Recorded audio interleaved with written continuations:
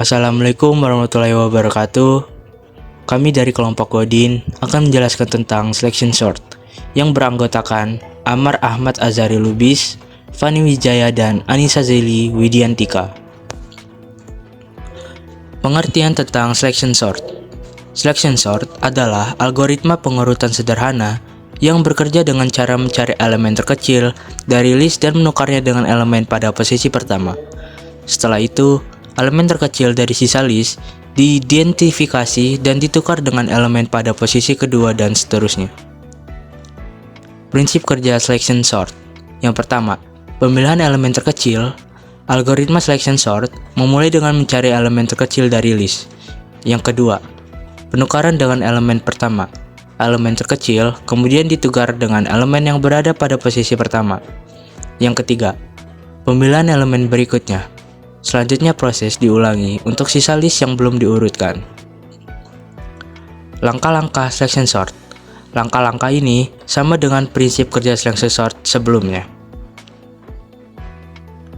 Analisis kecepatan selection sort. Yang pertama, kecepatan terbatas. Selection sort cenderung lambat terutama pada list yang besar. Dan yang kedua, performa stabil. Meskipun lambat, selection sort memiliki performa stabil pada ukuran list yang kecil. Yang ketiga, variabilitas aksi algoritma ini melakukan aksi pembalikan elemen yang lebih sedikit dibandingkan algoritma lain. Kelebihan selection sort. Sederhana dan mudah dipahami. Algoritma ini mudah diimplementasikan dan dipahami oleh pemula. Yang kedua, membutuhkan memori yang kecil. Selection sort tidak memerlukan banyak memori tambahan selain untuk menyimpan list yang kedua diurutkan. Yang ketiga, performa stabil. Untuk jumlah data kecil, pada jumlah data yang kecil, algoritma ini tetap bekerja secara efisien. Kekurangan selection sort. Yang pertama, lambat untuk jumlah data besar. Selection sort tidak efisien untuk list dengan jumlah data besar. Yang kedua, performa buruk pada data terbalik. Jika ada data memiliki urutan terbalik, algoritma ini akan bekerja paling lambat. Dan yang ketiga, tidak cocok untuk data yang besar dan kompleks. Algoritma ini tidak cocok untuk data yang besar dan kompleks. Contoh penerapan selection sort. Yang pertama, implementasi pada spreadsheet. Banyak program spreadsheet menggunakan selection sort untuk mengurutkan data. Yang kedua, penggunaan dalam bahasa pemrograman.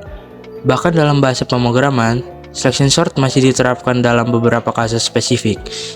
Yang ketiga, data yang terbatas. Keberhasilan selection sort terlihat pada kasus list dengan jumlah data yang terbatas. Berikut adalah contoh dari codingan selection sort.